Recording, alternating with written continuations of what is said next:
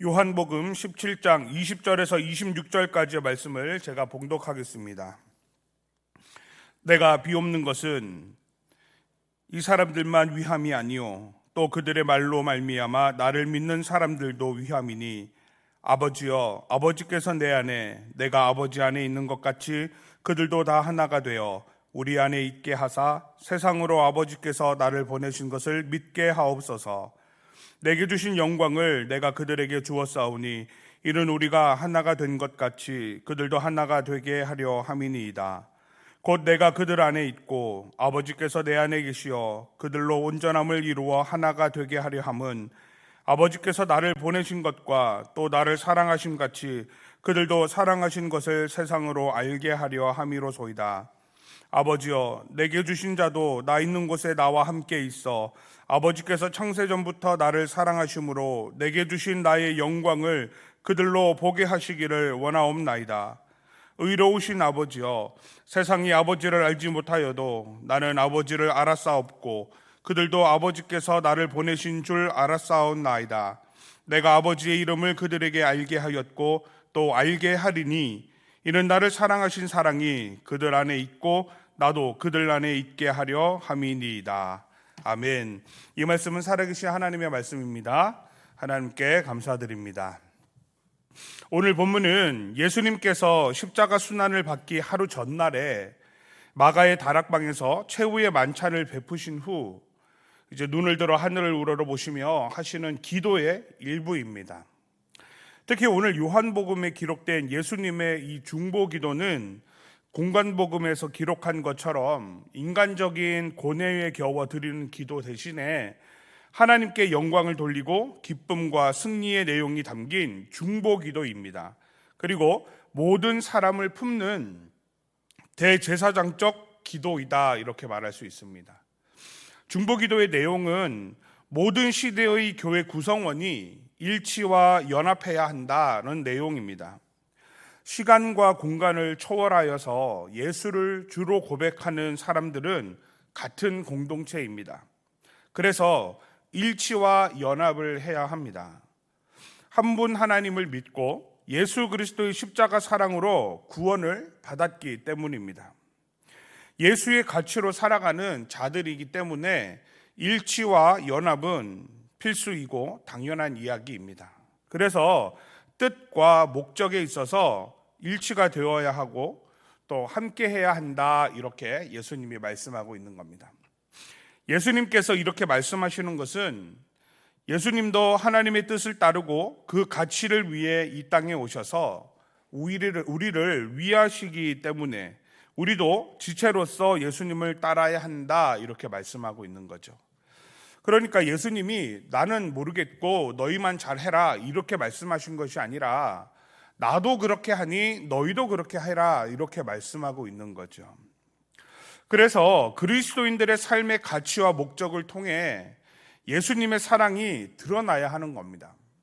왜냐하면 우리가 그분의 사랑을 받았기 때문에 그런 거죠. 하나님을 알지 못하는 자들도 그리스도인의 삶을 보고 경험하며 우리를 향한 예수님의 사랑으로 하나님을 알고 믿을 수 있게 되어야 한다라는 것이 오늘 예수님의 말씀입니다. 예수님의 이 말씀은 우리가 추구하고 나아가야 할 방향입니다. 이제 우리의 삶을 이제 예수님께로 비춰봐야 되는 거죠. 나의 삶은 예수님의 향기를 내고 있는가? 나를 통해서 하나님의 사랑이 전해지고 있는가? 이거를 우리가 늘 생각해야 되는 겁니다. 왜 그럴까요? 예수님이 하나님으로부터 그 사랑을 받아서 우리에게 흘려보냈기 때문에 우리가 예수님을 통해서 하나님을 보는 그로 인해서 우리가 구원을 얻었기 때문에 이제 우리의 삶을 통해서, 나의 신앙을 통해서, 나의 가치를 통해서 예수님이 보여야 하고 그 예수님을 통해서 하나님을 볼 수 있어야 된다, 이 얘기인 거죠. 요즘 종교에 대한 설문이나 이런 평가들을 하는 것을 종종 봅니다. 그런데 가장 낮은 평가를 받는 종교가 어딜까요? 아쉽게도 기독교입니다. 사랑이 자랑이었는데 기독교를 보면서 배타적이다, 이기적이다, 이렇게 얘기합니다. 섬김과 헌신의 모습이 우리의 자랑이었는데 이기적인 공동체다 이렇게 말하고 있죠. 세상을 품고 기도하는 신앙에서 이제는 세상의 걱정과 염려의 대상으로 비춰지고 있습니다. 이런 얘기하면 우리는 어떤 생각이 듭니까? 우리가 그랬구나 이렇게 생각이 되십니까? 대다수는 나는 아닌데 이렇게 생각할 거예요. 나는 그렇지 않았는데, 나는 하나님을 잘 믿고 나는 성실하게 살았고 나는 교회 집밖에 모르는 사람인데 우리는 이렇게 말을 할 거라는 거죠. 나만 오직 예수, 오직 믿음으로 나는 살고 있는데 도대체 사람들은 왜 그럴까? 이렇게 생각을 한다라는 거예요. 그런데 그렇다면 도대체 누가 기독교의 모습을 보여주고 있는 겁니까? 아마 모르긴 몰라도 세상 사람들이 한두 명을 보고 그렇게 말하지는 않을 거라는 거죠. 그러면 우리는 오늘 이 대제사장적인 기도를 하는 예수님의 기도를 들으면서 또 이 기도를 묵상하면서 나는 어떤 그리스도인으로 살아야 되는가 고민할 필요가 있는 거죠. 왜냐하면 내가 보여주지 않아도 사람들은 내가 교회 다니는 사람, 내가 예수를 믿는 사람으로 알고 있기 때문에 그렇죠. 왜 그럴까요? 우리가 하는 말들, 또 우리가 쓰는 말투들, 우리가 주로 사용하는 단어들을 통해서 세상 사람들은 알게 된다라는 거죠. 그래서 22절과 같이 내게 주신 영광을 그들에게도 주었으니 이렇게 말씀하시는 예수님을 우리가 생각해야 되는 겁니다. 예수님을 보면서 우리가 성경을 통해서 예수님의 이야기를 듣고 예수님을 볼 때 우리가 구원을 얻었고 하나님을 볼 수 있었다면 그 예수님을 따르고 그 예수님의 가치를 가지고 공동체로 살아가는 우리도 예수님의 향기를 풍기고 사랑과 섬김과 헌신과 세상을 품고 기도하는 그 기도를 우리가 함으로 인해서 사람들이 예수님을 볼 수 있어야 되는구나. 이거를 우리가 다시 한번 생각해야 되는 거죠. 내가 좋은 신앙인으로 보였다면 그건 하나님이 보인 게 아니라 내가 보인 거죠. 우리는 우리를 통해서 누가 보여야 됩니까? 예수님이 보여야 되는 거예요. 그래서 오늘 우리가 함께 기도할 때 하나님의 사랑을 우리에게 전해주신 예수님과 같이 나에게 주신 사랑으로 목적과 뜻을 세상에 전하는 그리스도인으로 살게 해주십시오. 그렇게 기도하는 저와 우리 성도님들 되시기를 주님의 이름으로 축복합니다. 오늘 본문을 통해 예수님은 하나님이 사랑하심을 세상이 알게 하시기 위해서 이 땅에 오셨음과 그 일을 위해 헌신하였음을 말해주고 있습니다. 예수님의 헌신과 섬김은 예수를 믿는 우리에게 우리를 온전하게 하고 하나님의 사랑을 알게 하셨습니다. 그러니까 예수님이 사명을 잘 감당하신 겁니까? 잘못 감당하신 겁니까? 잘 감당하신 거죠. 왜냐하면 우리는 예수님의 헌신과 그의 섬김과 십자가에서 죽음, 고난을 통해서 하나님이 우리를 얼마나 사랑하는지를 알았고 우리가 그 하나님의 사랑을 온전히 받을 수 있었으며 하나님이 보여주시는 천국을 우리의 약속으로 받고 하나님 나라, 하나님 백성으로 살아가게 되었다라는 거죠. 그러면 예수님이 맡으신 그 사명을 잘 감당하신 거라고 볼 수 있습니다. 그죠? 그렇다면 우리는 어떻습니까? 우리는 무엇을 위해 살아가야 하겠습니까? 하나님은 오늘 우리에게도 예수님과 동일하게 사명을 주셨다라는 거예요. 어떤 사명을 주셨습니까? 예수로 잘 살아가는 사명. 하나님이 허락하신 그 아름다운 복음을 나만 갖고 깔고 앉아서 나만 좋아, 나만 행복해 누리는 것이 아니라 잘 흘려보내는 것을 우리는 사명으로 받았다라는 거예요. 그래서 우리가 예수님처럼 그렇게 우리에게 맡겨진 사명을 잘 감당하고 살아야 된다. 이 얘기를 오늘 예수님은 하고 있는 겁니다. 당연히 예수님처럼 살고 싶은 것은 우리의 소망입니다. 모든 사람이 그렇게 살고 싶죠.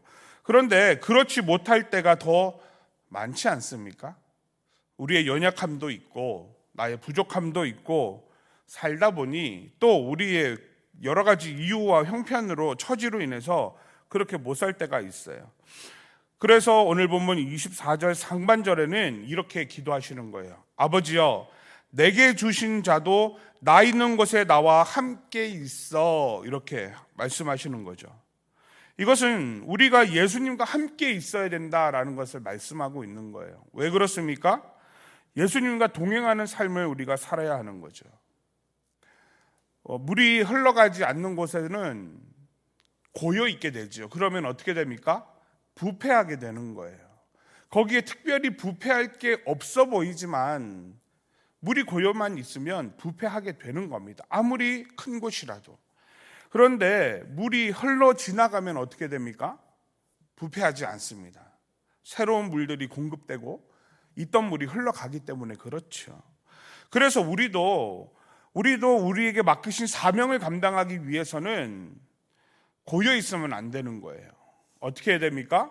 예수님의 사랑을 내가 받은 것으로 오케이, 끝, 내가 알겠어, 내가 받았어, 여기서 멈추는 게 아니라 날마다 우리에게 흘려보내주시는 그 사랑을 우리가 알고 경험하고 그 사랑을 가지고 있어야 된다는 거죠. 그러려면 어떻게 해야 됩니까?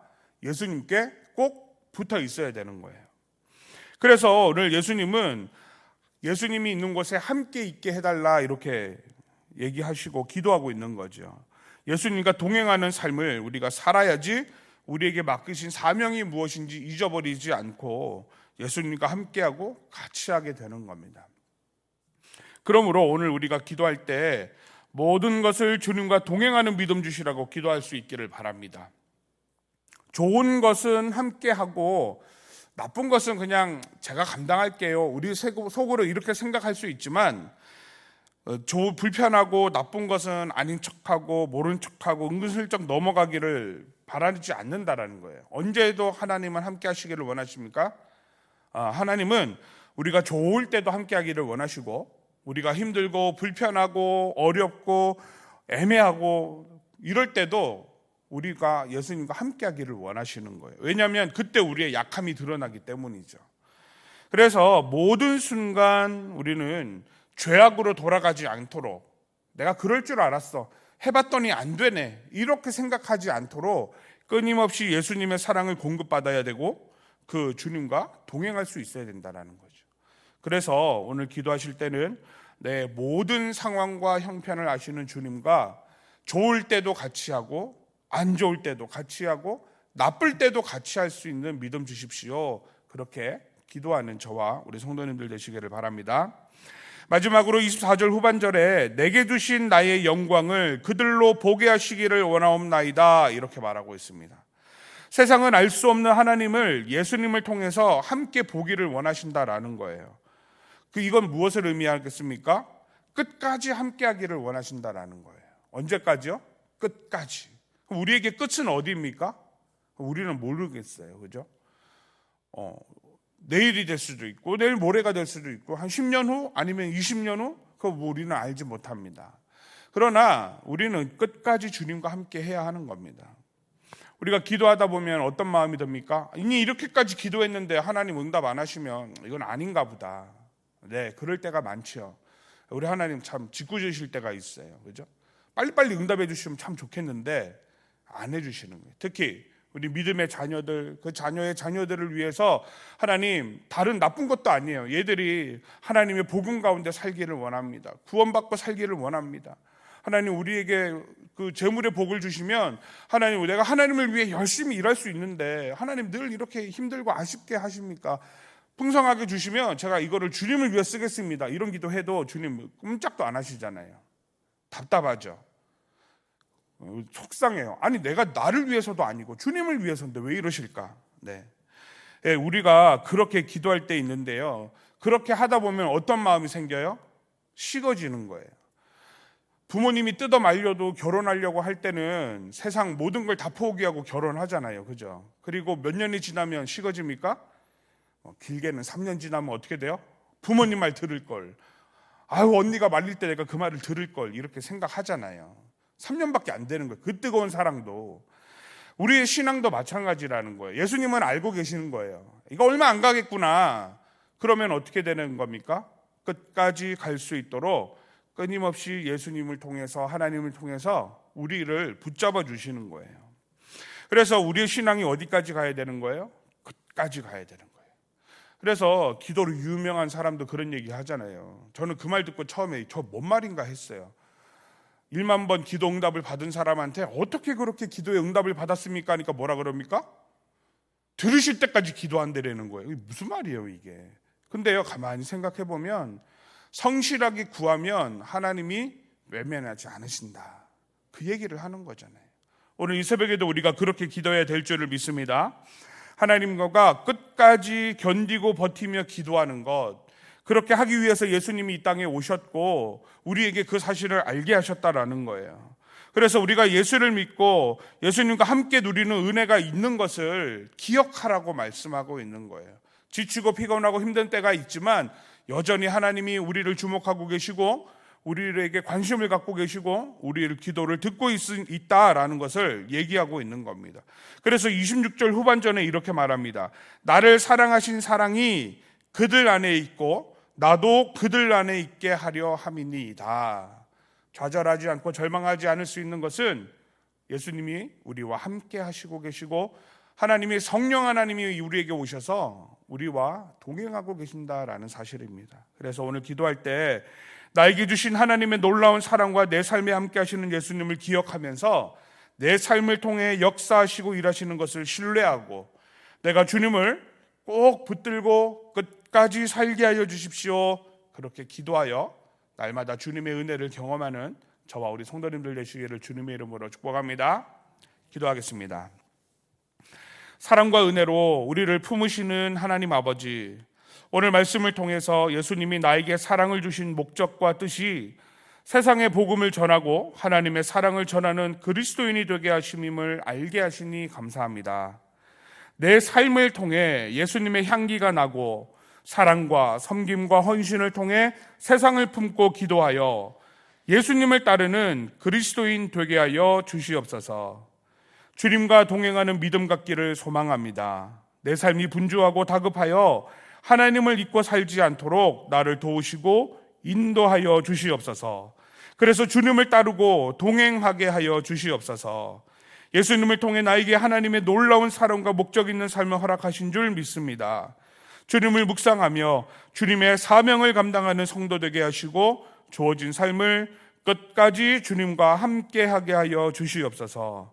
환우를 위해 기도합니다. 상하고 찢긴 우리의 마음을 위로하시고 질병과 노고와 아픔으로 신음하는 성도들에게 성령 하나님 찾아가 주셔서 통증이 사라지게 하시고 깨끗하게 낫게 하시며 치료의 광선을 바라서 회복되게 하여 주시옵소서. 우리의 간구를 주님께 올려드립니다. 가정을 위해, 직장과 일터와 사업체를 위해, 건강을 위해 여러 가지 간구함을 간절히 구하오니 정확하고 구체적인 하나님의 인도하심이 우리를 붙들어 주셔서 응답의 역사가 이 새벽에 있게 하여 주시옵소서. 이 모든 간구를 예수 그리스도 이름으로 기도하옵나이다. 아멘.